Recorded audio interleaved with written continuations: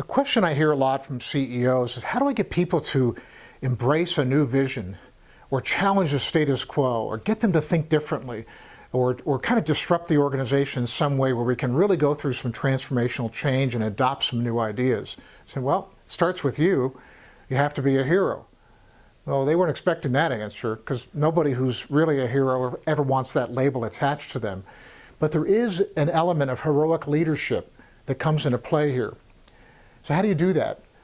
Well, we have a model that's been laid out centuries ago. It's now called the hero's journey. Basically, the hero's journey is a narrative format, if you will, or a narrative formula. It's been used in every great movie and novel and play you've ever seen. But it's basically a process of change and it has immediate impacts for you in leadership. And here's how it works. It starts with life in the village. You know, the village is whatever you choose it to be, whether it be your personal life or in your organization, but it represents a place of safety and of comfort and familiarity. We've worked very hard to get ourselves to the village, right? We've made the hard decisions and sorted through things. We like the village. It's under control, right? In fact, even to the point of maybe even complacency. What happens is something comes along that suddenly pushes us out of the village, whether we like it or not. And it's where the status quo is no longer sustainable. Or the other one is we're pulled out.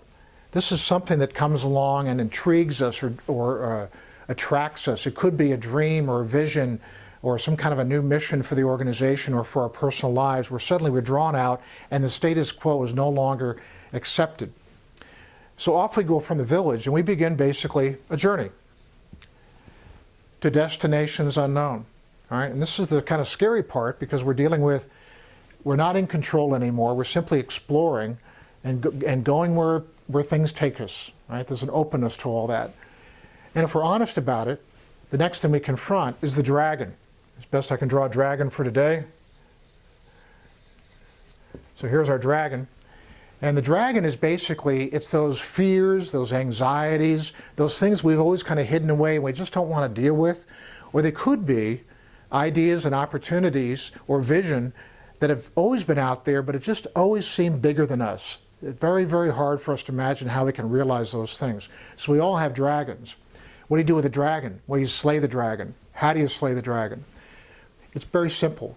At least in a coaching situation, try to draw things out of people where they recognize that they have some abilities within them that they've never exercised before, never developed before. So it's something inside that rises up. Or we reach outside ourselves for something bigger than us and draw that into who we are as a leader. And as a result, we we slay the dragon. The dragon is slayed. There's a period of reflection there. We say, well, how'd that happen? You know, what really happened there? What did I learn from that? What do I know more about myself and other people that now can become part of my leadership model and part of simply who I am as a person? And we take that, I'm going to call that the chalice of knowledge, and we take that back to the village and we enrich the village with the experience that we've had. So it's corny, but again, name your movie and you'll see this construct in there. And the reason it works is it makes it very clear that part of new ideas and innovation and change is deeply personal. And when people see that connection within you, they're going to follow that. So what makes this so powerful is, one is it's vicarious. As people see you in this journey, they say, you know, they have their own dreams or fears or things they're dealing with. When they see you having the courage as a hero to walk through this process, it makes it easier for them to do the same.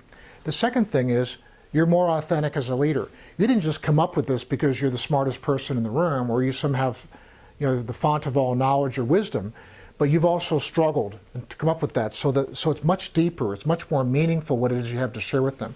Hugely powerful model, and it's an important thing to consider when you're dealing with trying to stimulate change and innovation and transformation within your organization. Next time I'm going to talk about the role of coaching in this model and how do you make sure you can walk through that whole process. Thanks for watching.